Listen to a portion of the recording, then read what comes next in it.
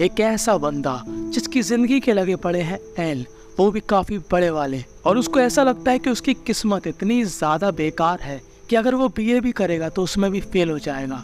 पर जब हर एक कुत्ते का दिन आ सकता है तो इसका दिन क्यों नहीं आ सकता।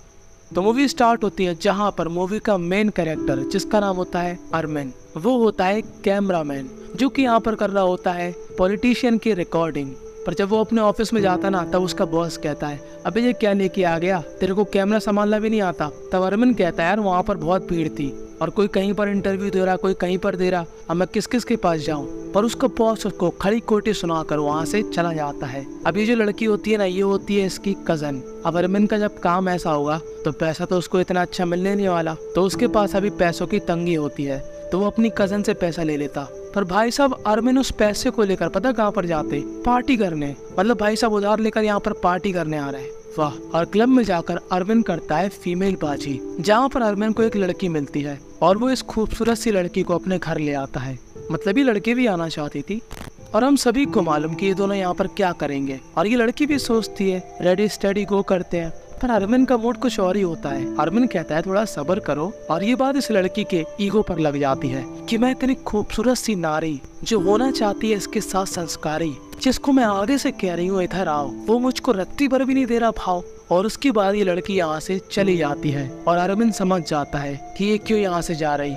और अगले दिन अरमिन अपने पिताजी से बात करता है जहाँ पर वो कहता है कि वो आपके साथ ही है, वो कैसी है। दरअसल अरमिन यहाँ पर अपनी दादी के बारे में बात कर रहा होता है। दरअसल अरमिन की दादी इस समय काफी बीमार होती हैं, और जब वो अपने पिताजी के घर पे जाता है तब वो क्या देखता है कि डॉक्टर साहब जी उसकी दादी का इलाज कर रहे होते हैं। ये होते हैं अरमिन के पिताजी, जिन्होंने अरमिन की माताजी को डिवोर्स दे दिया और एक दूसरी औरत को अपना दिल दे दिया। और अरमिन को उससे थोड़ी बहुत प्रॉब्लम है, क्योंकि जाहिर सी बात है बच्चे नहीं चाहते कि उनके माँ बाप कभी अलग हो, और अलग होने के बाद कहीं और तो मुंह कभी नहीं मारे। और ऐसे कुछ अरमिन का मानना था, पर अब जो हो गया सो हो गया। अरमिन दरअसल अपनी दादी के काफी क्लोज होता है। उसकी दादी ने उसको काफी लाड़ प्यार दिया और वो रात को तक अपनी दादी को देखने आता है। तभी उसके पिताजी कहते हैं, बेटा तुम सो जाओ, मैं यहाँ पर देखभाल करता हूँ। और अब अगले दिन ये दोनों देख रहे होते हैं टीवी में स्पोर्ट्स। तभी यहाँ पर आती है एक औरत। ये वही औरत है जिसने अरमिन के पिताजी के दिल के अंदर जगह बना ली। पर अरमिन को ये औरत बिल्कुल भी नहीं लगती प्यारी, और ये औरत भी अरमिन को थोड़ा बहुत टॉन्ट मारती है कि आखिर तुम इस समय क्या जॉब कर रहे, तुम्हारा करियर कैसे चल रहा। और ये तो सभी को मालूम कि अगर किसी इंसान की लाइफ में काफी प्रॉब्लम चल रही, उसका काम धंधा सही नहीं चल रहा, अगर उसी समय आपसे कोई ऐसे सवाल पूछता है तो मिर्ची लगना तो बनती है। तो यहाँ पर अरमिन को भी लग जाती है और अरमिन यहाँ से उठकर बाहर चला जाता है। तभी उसकी मुलाकात अपने पड़ोसी से होती है जो कि एक हंटर था और जिसके पास एक कुत्ता भी था।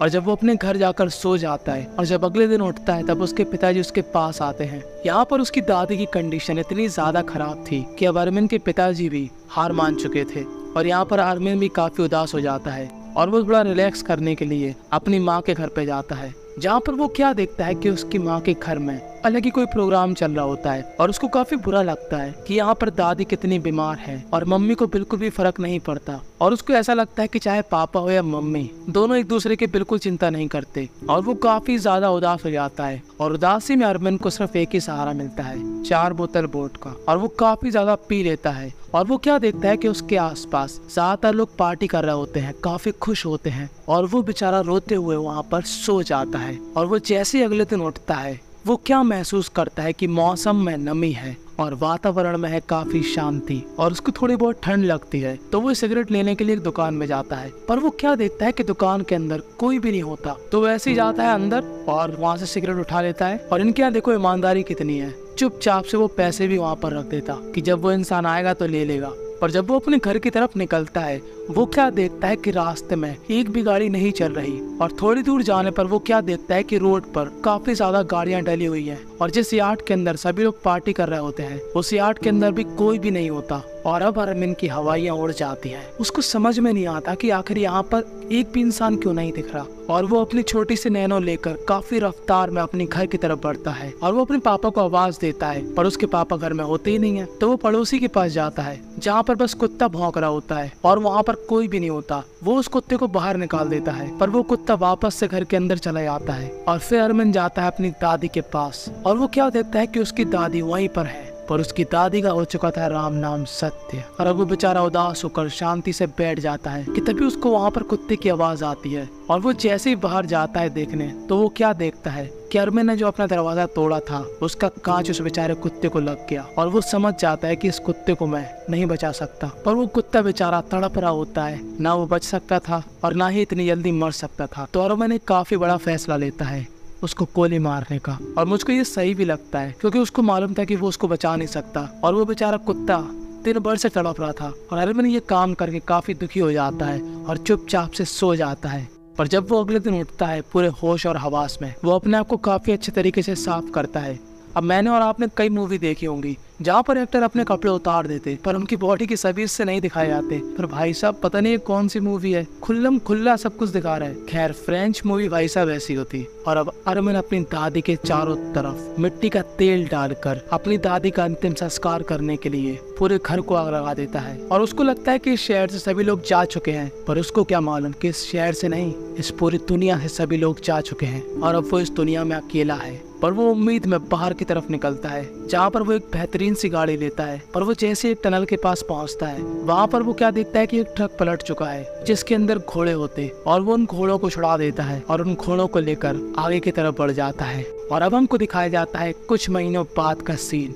ये है हमारा अरमिन, जिसकी बॉडी में पहले फैट ही फैट था, पर आज देखो उसकी बॉडी कैसे फिट हो गई। दरअसल अरमिन समझ गया था कि इस दुनिया में अब मेरे अलावा कोई भी नहीं है। वो चाहे तो शहर में रह सकता है, पर अरमिन को जंगल में रहना पसंद है, जहाँ पर उसके पास कुछ जानवर भी हैं जैसे कि बकरी, मुर्गी, बतख वगैरह वगैरह। और उसने अपना एक घर भी बना रखा है और वो टाइम पास के लिए किताबें पढ़ता है। पर तभी उसको यहाँ पर आवाज आती है और जब वो नीचे जाता है तो वो क्या देखता है कि उसकी बकरी बच्चे को जन्म दे रही। और अरमिन ये सब देखकर काफी खुश होता है। और अगले दिन सुबह उठकर वो नदी के पास जाता है जहाँ पर उसने एक ऐसा सिस्टम बना रखा जिससे वो बिजली पैदा कर सके। पर उसको यहाँ पर काफी प्रॉब्लम आ रही थी और वो सोचता है कि पहले मैं घर पे जाकर रेस्ट कर लेता हूँ, फिर आऊंगा। पर तभी उसको यहाँ पर बकरी की आवाज आती है और वो क्या देखता है कि एक कुत्ता उसकी बकरी को ले गया। और अब अरमिन अपनी गन लेकर घोड़े के ऊपर बैठकर उसका पीछा करता है क्योंकि उसको काफी गुस्सा आ रहा था कि कैसे कोई उसके जानवरों को ले गया। और उसको रात में एक गाड़ी दिखती है जहाँ से कुत्ते की आवाज आ रही थी कि तभी वो कुत्ता उस पर अटैक कर देता है और अरमिन उसको गोली मार देता है। पर वो खुद भी घायल होकर बेहोश हो जाता है और उसका घोड़ा उसको छोड़ के वहाँ से भाग जाता है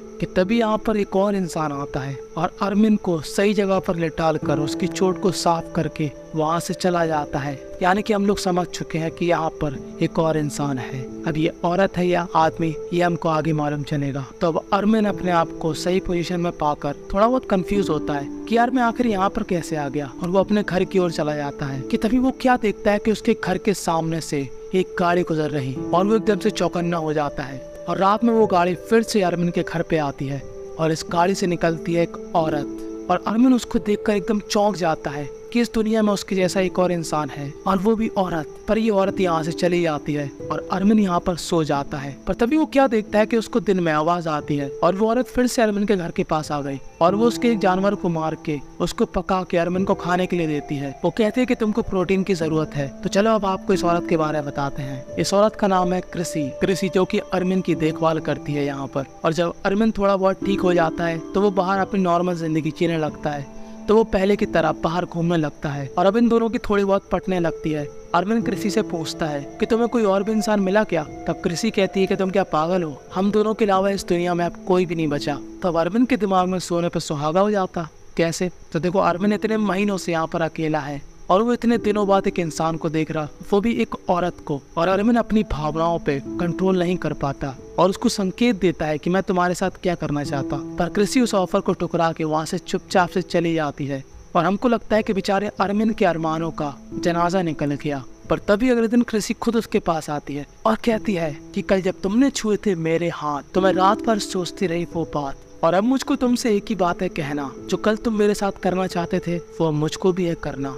और दोनों बिना किसी देरी के यहाँ पर संस्कारी प्रोग्राम स्टार्ट कर देते हैं। अब वो सब मैं आपको यहाँ पर नहीं दिखा सकता, पर कृषि एक और बात कहती है अरमिन से कि देखो तुम्हें जो करना है कर लो, पर अपनी तीसरी टांग का इस्तेमाल सोच समझ कर करना, क्योंकि मुझको बच्चा नहीं चाहिए। अरमिन कहता है ठीक है। और अब ये लोग ऐसे ही जिंदगी बिताते हैं, बाहर जाते हैं, घूमते हैं, फिरते हैं, खाते हैं, पीते हैं, नहाते हैं, धोते हैं और नॉर्मल सी बात है संस्कारी होते हैं। पर दोनों का नेचर काफी अलग होता है। अरमिन, जो कि चाहता है यहीं पर रहना और अपनी जिंदगी के आखिरी समय तक काम करते रहना।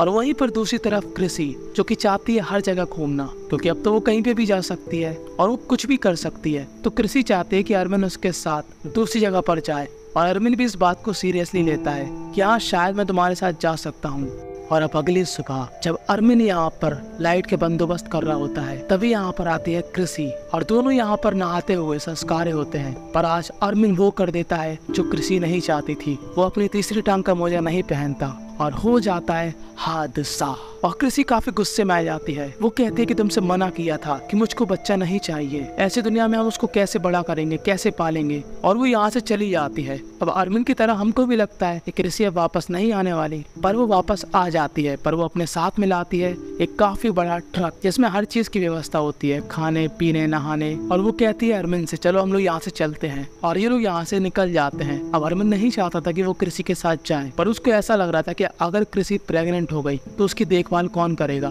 तो वो भी उसके साथ जाता है। पर रास्ते में उसका ट्रक यहाँ पर पंचर हो जाता है। अब अरमिन कहता है कि चलो वापस चलते हैं, पर कृषि कहती है नहीं, तुमको टायर बदलना पड़ेगा। तो अब सभी को मालूम कि औरतों से आर्ग्यूमेंट तो कोई भी नहीं जीत सकता। तो अरमिन चला जाता है रात में और एक बढ़िया सा ट्रक ले आता है, वैसा ही ट्रक जैसा कृषि का था। अब ये लोग पहले अपने घर वापस आ जाते हैं इसी ट्रक से, क्योंकि अरमिन ने कहा था कि मैं तुम्हारे साथ नहीं जाऊंगा। तो कृषि कहती है तो और भी अच्छा है, क्योंकि कृषि थी एकदम आजाद टाइप की लड़की, ठीक है, उसको घूमना फिरना था। और जब कृषि फाइनली अरमिन को गुड बाय कहकर यहाँ से जाने लगती है, तभी अरमिन कहता है कि रुको, मैं भी तुम्हारे साथ चलूंगा। और वो जल्दी से अपने घर के सभी जानवरों को आजाद कर देता है और वो अपने कपड़े लेने लगता है कि तभी वो क्या देखता है कि उतने में ही कृषि वहाँ से गाड़ी लेकर चली गई। अब उसको काफी बुरा लग रहा था, पर वो ये समझ चुका था कि जब सामने वाला इंसान ही आपको नहीं चाहता कि आप उसके साथ जाओ, तो ऐसी जबरदस्ती वाला रिश्ता क्यों ही रखना। पर बेचारा अरमिन तो उदास था, क्योंकि वो पहले अपने आप को लकी समझता था, क्योंकि वो इस पूरी दुनिया में अकेला बच गया। पर मूवी के आखिर में बेचारे का कट गया।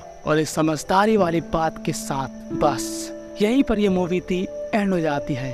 तो मैं आपसे यही सवाल पूछना चाहता हूँ कि अगर आपको ऐसा मौका मिल जाए जहाँ पर दुनिया में कोई भी नहीं बचा, सिर्फ आप अकेले हो, तो आप क्या करोगे?